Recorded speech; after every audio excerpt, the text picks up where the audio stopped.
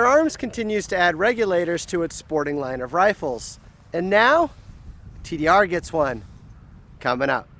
AEAC is made possible by Air Venturi, Hawk Optics, Diana Airguns, FX Airguns, Daystate, Air Arms, Sports Match Rings UK, H&M Sport, Aztec Optics, and JSB Predator Pellets. And you guys know the best way to thank them.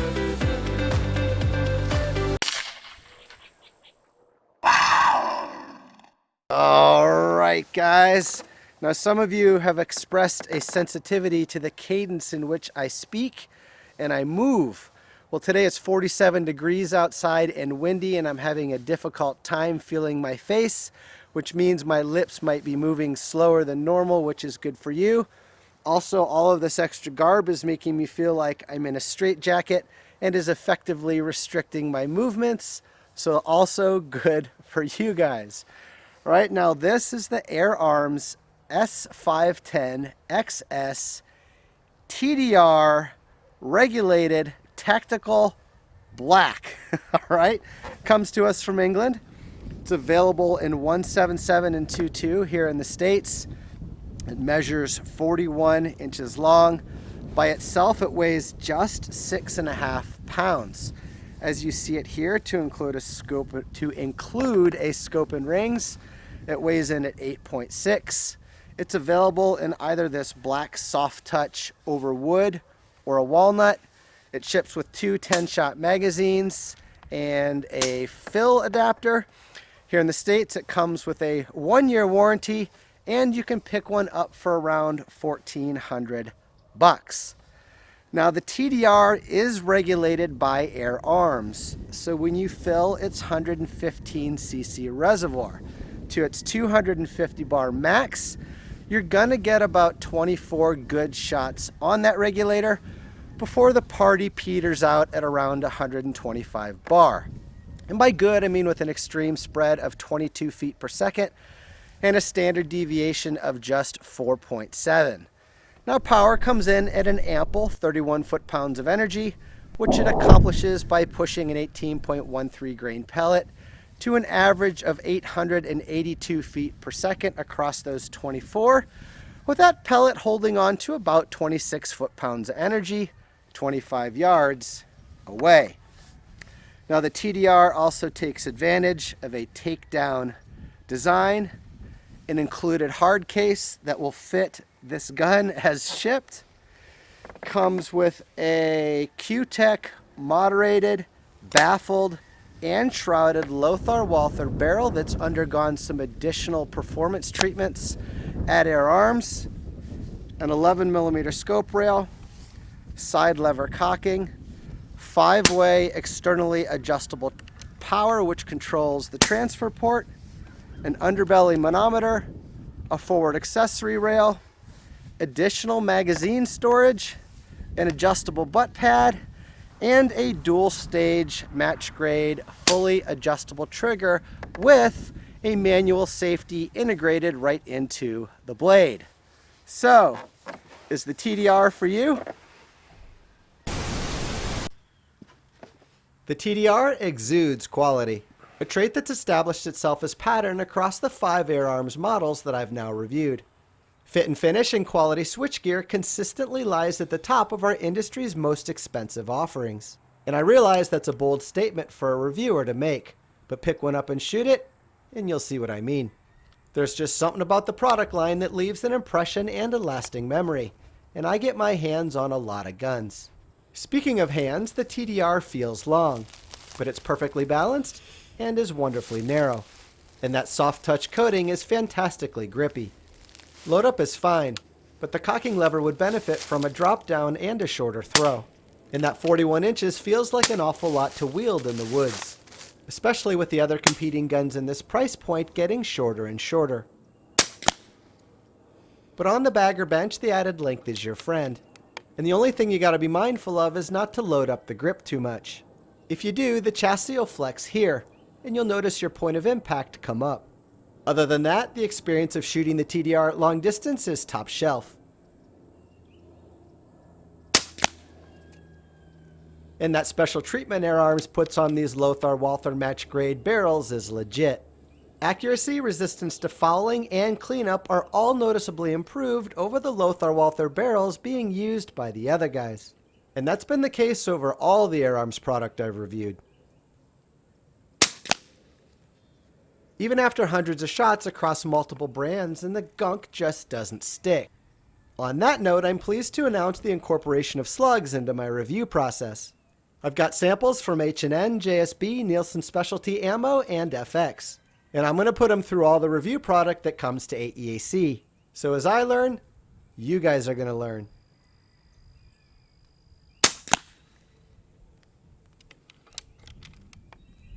Cocking the TDR is moderately light and extraordinarily slick. Forward cycling is even lighter, but you're going to feel that bumpiness as the pellet works its way through all those tight tolerances. The process as a whole feels rich and precise, and the firing cycle is exquisitely fluid. And all that brings us back to what I meant by memorable experience. It's just damn nice.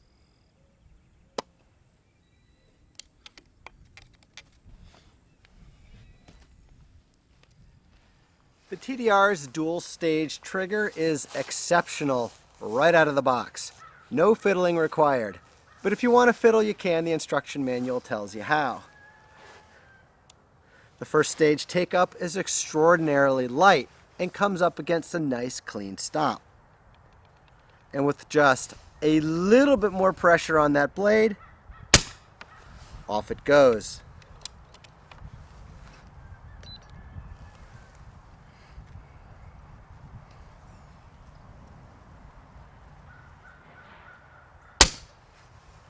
£1 pound, 1 ounce.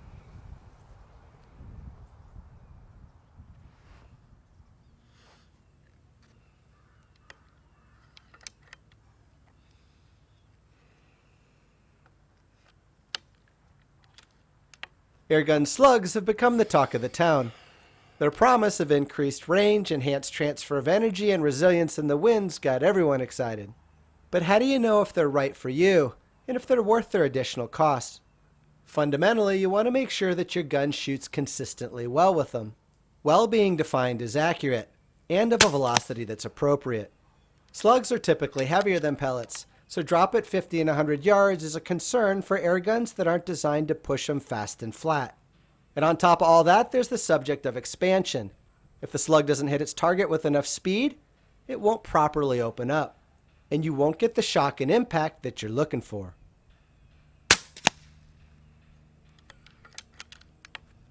While these 27 grain H&N slugs are traveling several hundred feet per second slower than the previously shown 16 grain pellets, they're actually impacting the target 50 yards away with 24% more oomph, or 26 foot-pounds as opposed to 21.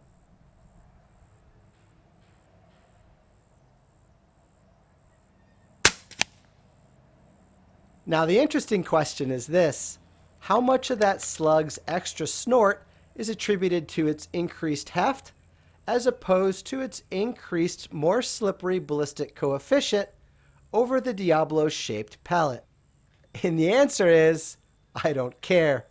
All that matters is that that projectile flies fast, flat, and straight, and hits its target fast enough to properly expand, thereby justifying its additional cost. Over the coming year, these are all things we're going to dig into and get answers to. And it all begins today.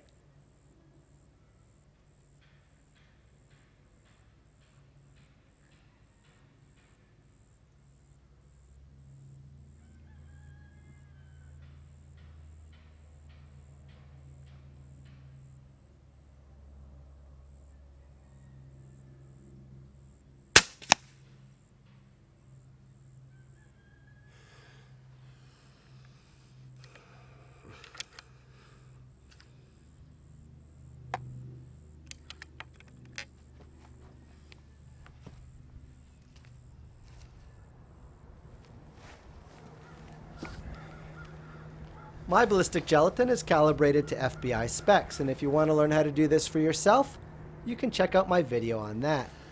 Another good one to check out is the H&N Sport factory tour video in Germany. There's a lot of good things to be learned about their new Slug there. As you saw, our TDR here is pushing them to around 700 feet per second. And while they're flying nice and straight, they've been designed for optimal expansion at around 900 feet per second. But something's worth mentioning. Even at this lower velocity, their resistance to a strong crosswind out to 50 is impressive. While the 16 grains were deflecting up to an inch or more, these weren't moving at all. But despite them not opening up, they still hit hard and penetrate deep. 12¼ inches at 50 to be exact.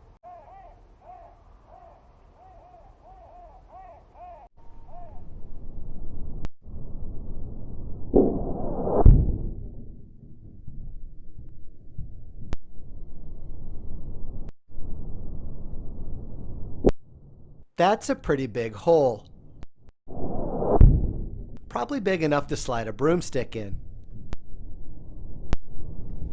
Refilling the TDR's 115cc reservoir is pretty easy, but can get a little cumbersome. The trade-off is that this is the safest and most secure filling system on the market. To begin, unscrew the dust cover. Then take the included fill adapter and slide it over the fill key. Once you've done that, index the adapter to secure that key. Then fill to no more than 250 bar.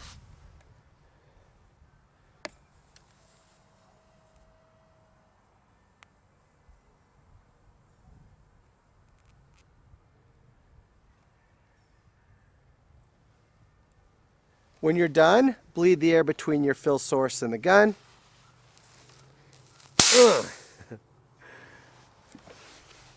And remove the adapter. That's all there is to it. My findings have been that the 22 TDR was designed to perform best with 16 grain pellets. Speed, power, and accuracy are all there.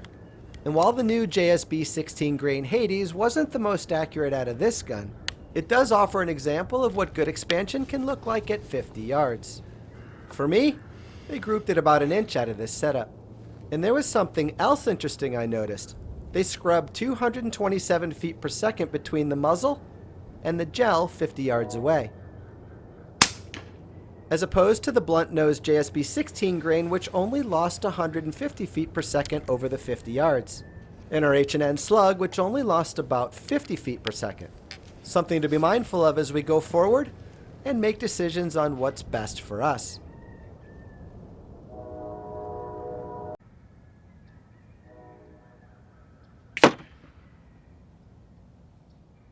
Notice how much harder the impact sounded on account of the expansion, suggesting there's added value to this style of pellet.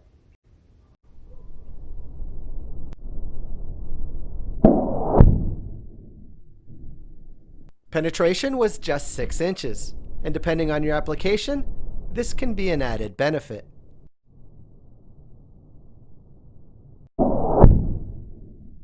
Because an abrupt impact and enhanced wound channel leads me to believe that maximum transference of energy is taking place over a shorter distance, and that can be more humane on smaller game.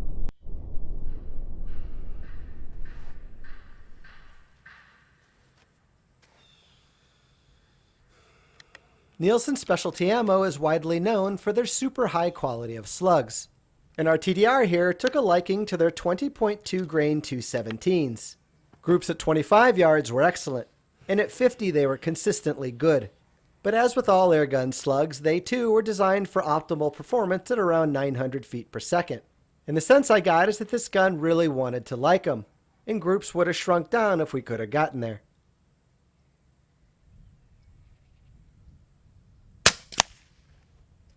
For more information on airgun slugs and my discovery and approach backstory in filming the TDR, you can check AEAC out on my second YouTube channel, AEAC Vlog. I'll share lots of things there that won't make it here, and you guys won't want to miss out. that if you're traveling with this gun to go compete or you're traveling to go hunt, it can be kind of brought, you can take a full length rifle and you can bring it into a, a box like this and be able to more easily transport it. But what I'm doing is I'm just going counterclockwise on this knob right here. And if you keep your eye right here while I do that, you'll see that gap growing in length. And all it's doing is it's unscrewing itself from the rest of the rifle. And then it just pulls right out, and this is what you have left. So hence the name TDR, which is an acronym for or an abbreviation for Takedown rifle. Now I'm just rotating this clockwise until it seats. Okay, and I'm good to go. All right, so you're looking at about a $1,400 gun here, made in England. If you've watched the reviews I've done of the other two Arms pre-charged pneumatics, they have been insanely accurate. 1-inch groups at 100 yards, no problem. I expect the same from this. You can also follow me on Instagram and Facebook. Instagram is for my day-to-day sharing of pictures and tech notes, and Facebook is for post-review photo packs and conclusions, and general industry announcements. And to the 17,228 of you who follow me in those places, thank you. I love you guys. So this is probably a good time to point out, this is a lightweight slug that's only lost 82 feet per second out to 50, backing up the idea that a slug's ballistic coefficient is way better than that of a Diablo-shaped pellets, meaning that they don't slow down as fast and carry their velocity further.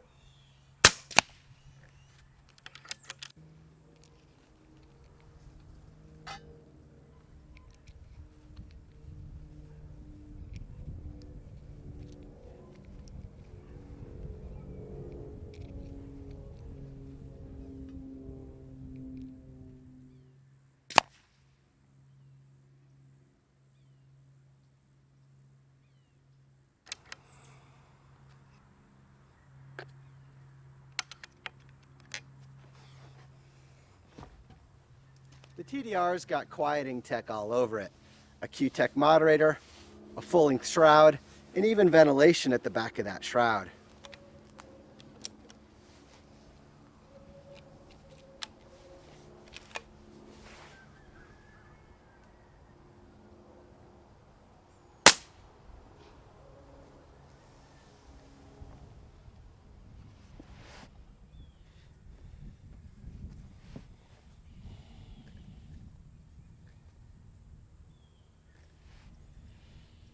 Today I'm shooting Hawk's Sidewinder. It's a 4-16 by 50 AO first focal plane scope. FFP scopes are of great advantage to hunters. Their reticle is placed in front of the magnification lenses, meaning it grows and shrinks as you alter magnification. This is a more time-consuming and expensive technology for the scope manufacturer. But the benefit to you is that your holdover settings at a specific magnification work at any magnification. And to a hunter with constantly changing ranges, that's of great benefit.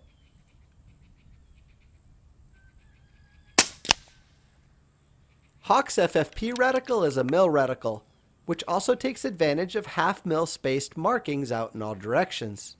Pretty useful when you've got a gun that's fallen in love with 16-grain pellets and 27-grain slugs.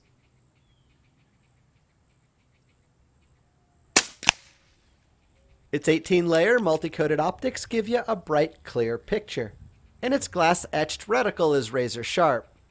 This is generally a good thing, but sometimes those little tiny markings can get lost in heavy brush. The side AO and magnification dials rotate smoothly and are heavily weighted. The pop-up turrets make the reticle respond accordingly. They too are heavily weighted, making the clicks feel a bit mushy, but they're plenty precise. And overall, fit, finish, and ruggedness are excellent. And the adjustable metal flip-up covers are an added bonus, as is the included parallax wheel, which does make rotation easier. Price point is around $530.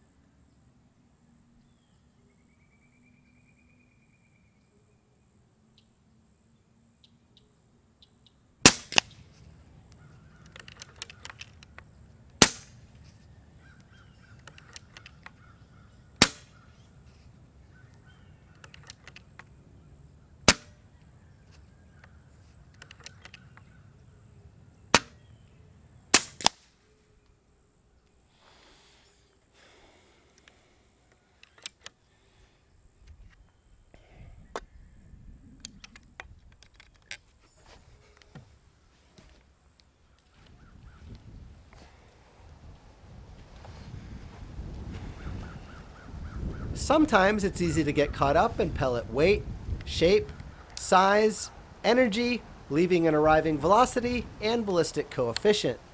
And that's where things like calibrated ballistic gelatin set out at distances like 50 yards can really be your friend in the moment. It helps you see.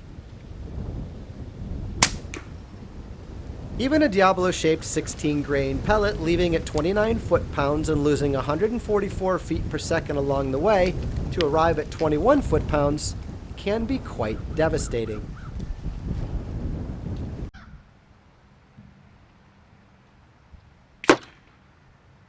Penetration is 12.5 inches, and the impact is quite wicked, as is the wound channel.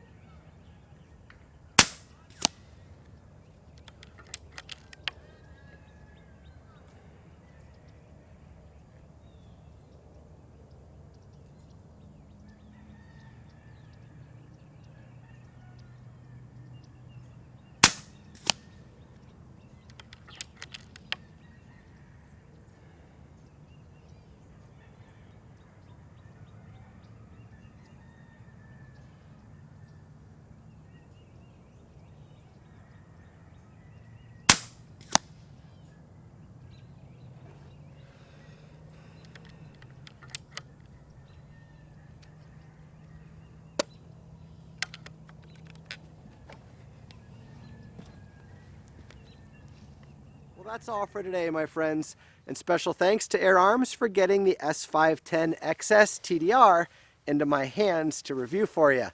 You guys know the best way to thank them for that one. Now from here, y'all want to head on over to the Airgun Nation Forum so that you can participate in the discussion thread on the TDR. I'll leave you a link on how to get there in the description down below. So with that, I'm Steve Shalley. Thank you so much for watching, and have a great day, everyone.